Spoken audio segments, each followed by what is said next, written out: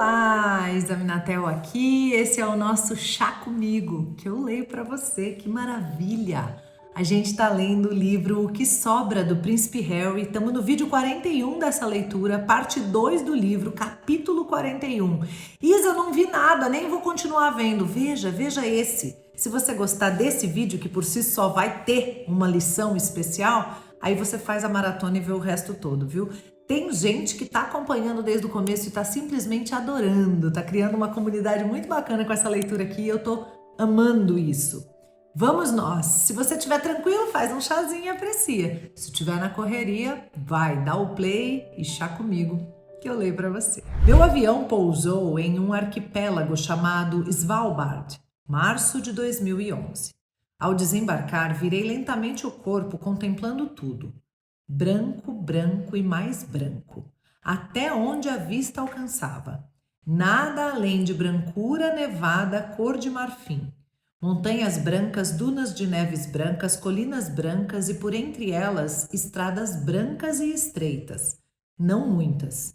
A maioria dos 2.000 residentes locais tinha uma moto de neve em vez de carro. A paisagem era tão minimalista, tão escassa que pensei: talvez eu me mude para cá. Talvez este seja o meu propósito.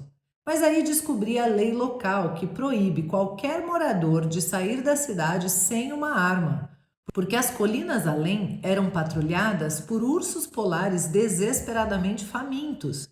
E pensei melhor, talvez não. Entramos em uma cidadezinha chamada Longyearbyen, a mais setentrional da Terra, a apenas 1.300 quilômetros do ápice do planeta.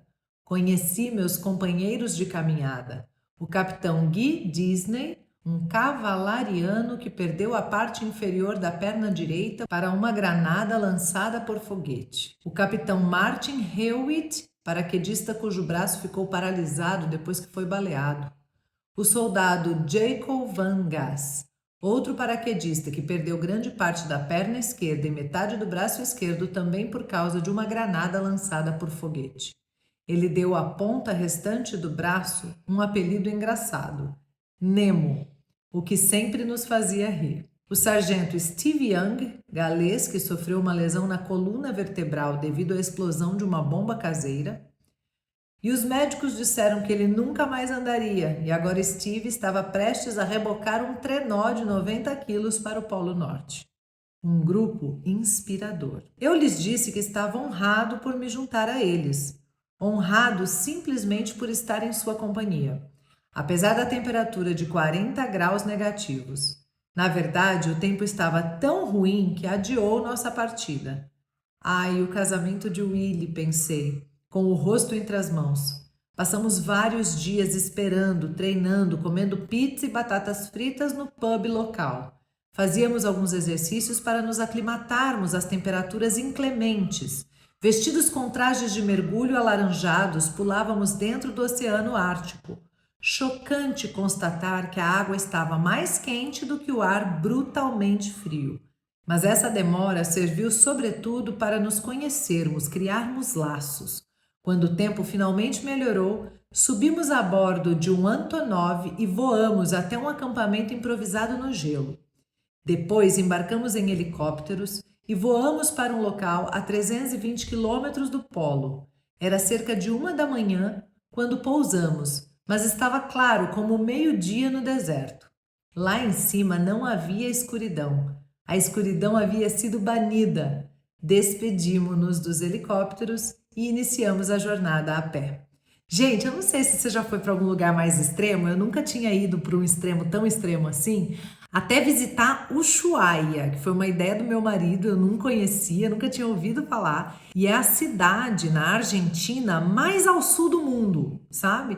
Depois dela, 1.000 quilômetros está a Antártida, né? Então, assim, é muito interessante. 10h30 da noite tinha sol. Sol era dia. É muito interessante, é muito curioso. Especialistas em condições do Ártico pediram aos membros da equipe que evitassem transpirar, porque no Polo Norte qualquer umidade congela instantaneamente, o que causa todo tipo de problemas. Mas ninguém me disse isso. Eu tinha perdido essas sessões de treinamento com os especialistas. Então lá estava eu, depois do primeiro dia de caminhada, depois de arrastar trenós pesados, o suor jorrando e, como esperado, minhas roupas estavam virando gelo sólido. O mais alarmante é que eu estava começando a notar os primeiros indícios de problemas em meus dedos e orelhas, os primeiros estágios de ulcerações pelo excesso de frio. Não reclamei, como eu poderia, naquele grupo? Tampouco tive vontade de reclamar. Apesar do desconforto, senti apenas gratidão por estar com esses heróis, por servir a uma causa tão nobre, por ver um lugar que pouquíssimas pessoas têm a chance de ver. Na verdade, no quarto dia, quando chegou a hora de ir embora, eu não queria. Além disso, ainda não havíamos chegado ao polo. Infelizmente, eu não tinha escolha. Era partir naquele momento ou perder o casamento do meu irmão. Entrei em um helicóptero com destino ao aeródromo de Barneu, de onde meu avião decolaria. O piloto hesitou. Ele insistiu que eu precisava ver o polo antes de voltarmos para casa. Você não pode vir até aqui e não ver, ele me disse. Então, me levou até lá e descemos no meio de uma nevasca. Juntos, localizamos o lugar exato com um GPS. De pé, no topo do mundo, sozinho, segurando a bandeira do Reino Unido. De volta ao helicóptero, partimos para Barneu. Mas naquele exato momento, uma forte tempestade chegou assolando o topo da terra, cancelando meu voo, cancelando todos os voos. Ventos de furacão fustigaram a área, tão intensos que racharam as pistas do aeródromo. Seria necessário fazer reparos. Enquanto esperava, me juntei a um grupo de engenheiros. Bebemos vodka, sentamos na sauna que eles improvisaram e depois mergulhamos no oceano gelado. Inúmeras vezes joguei a cabeça para trás, bebi mais uma deliciosa dose de vodka e disse a mim mesmo para não me estressar com a pista de decolagem, nem com a cerimônia de casamento, nem com qualquer outra coisa. A tempestade passou, a pista foi reconstruída ou transferida de lugar, não me lembro. Meu avião desceu rugindo pelo gelo e me levou céu azul adentro. Acenei pela janela. Adeus, meus irmãos. Capítulo 42. Na véspera do casamento, Willie e eu jantamos na Clarence House com papai. Também estavam presentes James e Thomas, os padrinhos de Willie. O público havia sido informado de que eu seria o padrinho, mas isso era uma mentira deslavada. O público esperava que eu fosse o padrinho e, portanto, o palácio não teve escolha a não ser dizer que eu era. Na verdade, o Willie não queria que eu fizesse um discurso de padrinho. Não achava seguro me entregar um microfone e me deixar em posição de sair do roteiro. Havia o risco de eu dizer alguma coisa totalmente inapropriada. Errado ele não estava. Além disso, a mentira servia para proteger James e Thomas, dois civis, dois inocentes. Se tivessem sido apontados como os padrinhos de Willie, a imprensa raivosa os teria perseguido, rastreado, hackeado, investigado, arruinado a vida de suas famílias. Ambos eram sujeitos tímidos, discretos, não seriam capazes de lidar com esse massacre e nem poderíamos esperar que fossem. Willie me explicou tudo isso e eu nem sequer pestanejei. Entendi. Até rimos, imaginando as coisas impróprias que eu poderia dizer no meu discurso. Assim, o jantar pré-casamento foi agradável, alegre, apesar de Willie estar visivelmente sofrendo do nervosismo comum dos noivos.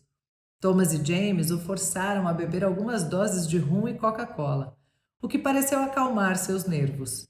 Enquanto isso, entretive o grupo com histórias do Polo Norte. Papai mostrou muito interesse e foi solidário com o desconforto de minhas orelhas e bochechas congeladas. Tive de me esforçar para não compartilhar demais e acabar contando também sobre meu pênis igualmente sensível.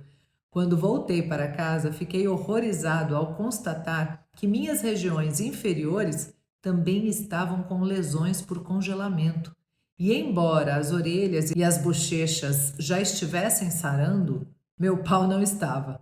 O problema se agravava a cada dia. Não sei por que eu deveria hesitar em discutir meu pênis com papai ou com qualquer um dos cavalheiros presentes. Meu pênis era uma questão de registro público e, verdade seja dita, objeto de certa curiosidade pública. A imprensa já havia escrito caudalosamente a respeito. Havia inúmeras histórias em livros e matérias em jornais, até mesmo no New York Times, sobre o fato de Willie e eu não sermos circuncidados. Mamãe havia proibido, diziam, e embora seja a mais pura verdade que a chance de sofrer uma lesão peniana por frio é muito maior se você não for circuncidado, todas as histórias eram falsas. Meu prepúcio foi cortado quando eu era bebê. Depois do jantar, fomos para a sala de TV e assistimos ao noticiário. Repórteres estavam entrevistando pessoas acampadas do lado de fora da Clarence House, na esperança de conseguir um lugar na primeira fila do casamento. Fomos até a janela e olhamos para a multidão. Milhares de pessoas em barracas e sacos de dormir, subindo e descendo a Mall, avenida que fica entre o Palácio de Buckingham e a Trafalgar Square. Muitas bebiam, cantavam, algumas cozinhavam refeições em fogareiros portáteis. Outras zanzavam, cantavam, celebravam, como se elas fossem se casar pela manhã. Animado pelo rum, Willie gritou: "A gente tem que ir até lá e ver de perto." Ele mandou uma mensagem de texto para sua equipe de segurança comunicando sua vontade. A equipe de segurança respondeu, fortemente desaconselhável. "Não", ele disparou em resposta, "é a coisa certa a fazer. Eu quero ir lá fora, preciso ver as pessoas." Ele me pediu para ir junto, implorou. Eu podia ver em seus olhos que o rum estava realmente batendo forte. Ele precisava de um coadjuvante, um papel ao qual eu estava dolorosamente acostumado. Mas tudo bem. Saímos, andamos à beira da multidão, apertando mãos. As pessoas desejaram tudo de bom para Willie, expressaram o quanto o amavam, amavam Kate. Elas nos ofereceram os mesmos sorrisos chorosos, os mesmos olhares de carinho e pena que vimos naquele dia em agosto de 1997. Não pude deixar de balançar a cabeça. Lá estávamos nós, na véspera do grande dia de Willie, um dos mais felizes de sua vida, e simplesmente não havia como evitar os ecos de seu pior dia. Nosso pior dia.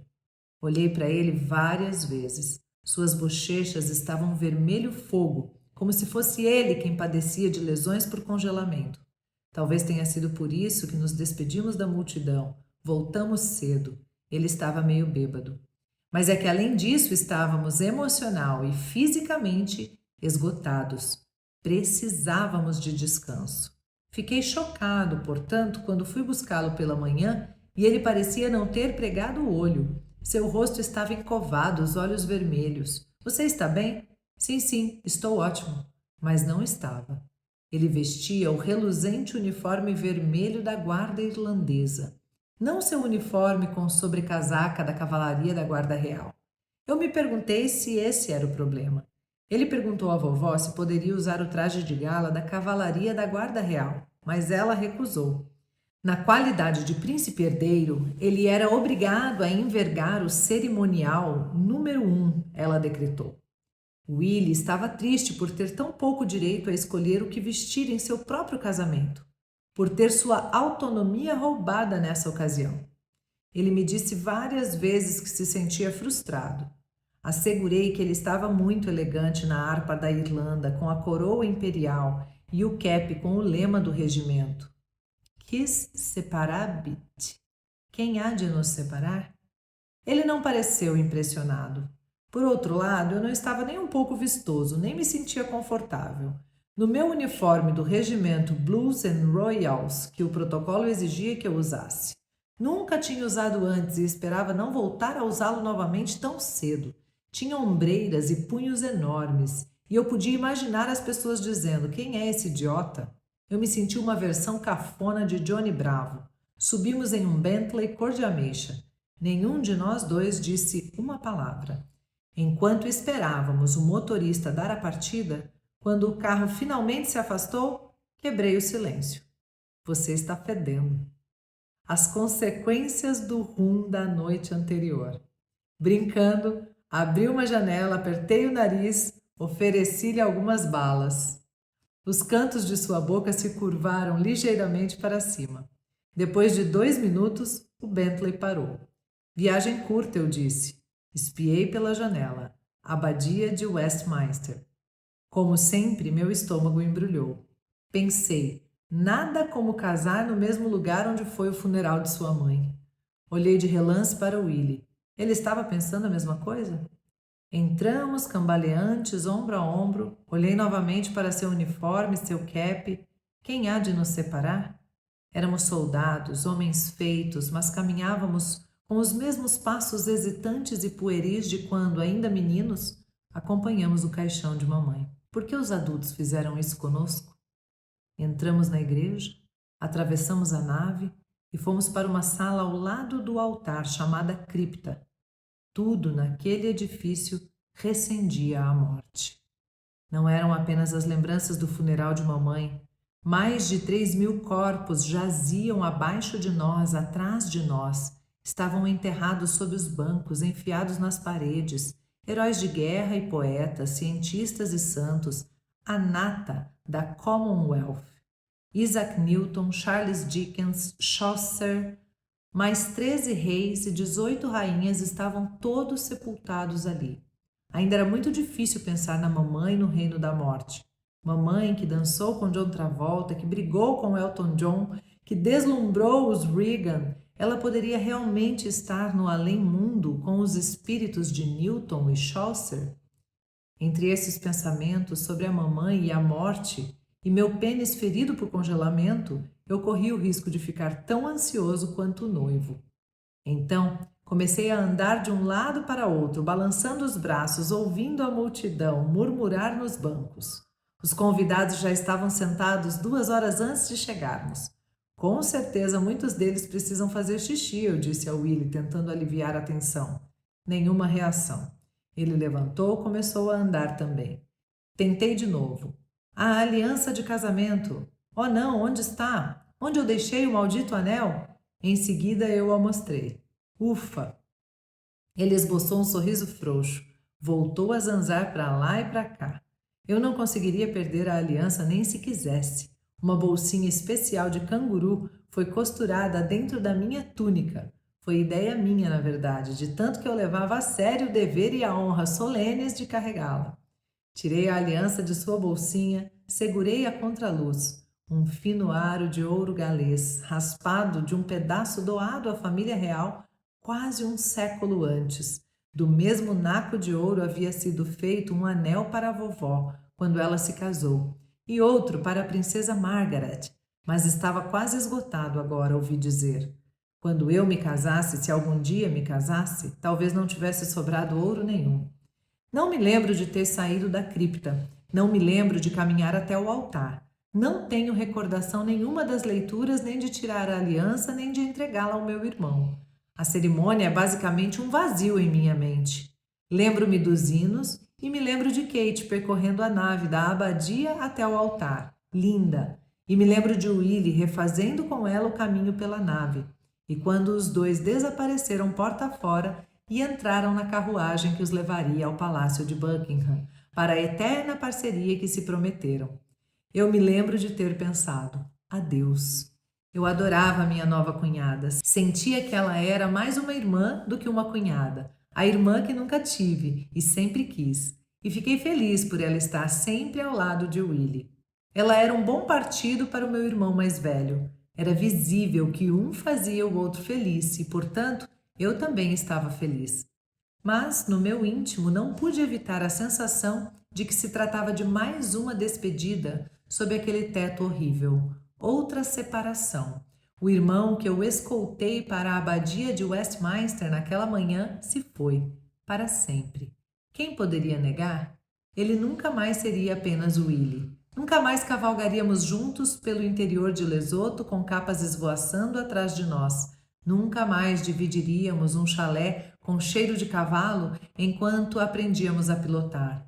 Quem há de nos separar? A vida. Tive a mesma sensação quando papai se casou, o mesmo pressentimento e não se tornou realidade? Na era Camila, como tinha previsto, eu ouvia cada vez menos. Casamentos eram ocasiões alegres, claro, mas também eram funerais discretos, porque depois de dizer seus votos, as pessoas tendiam a desaparecer.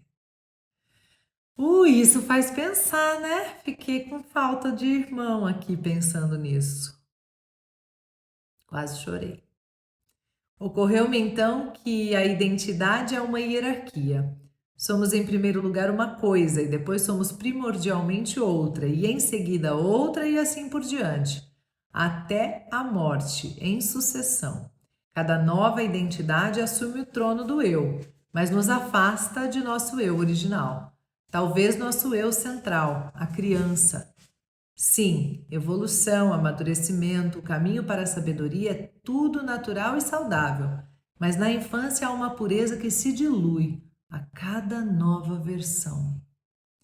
Tal como aconteceu com aquele pedaço de ouro, ela vai minguando. Pelo menos foi o pensamento que tive naquele dia.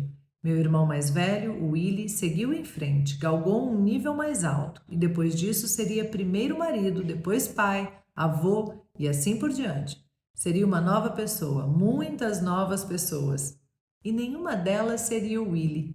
Ele seria o Duque de Cambridge, título que a vovó escolheu para ele.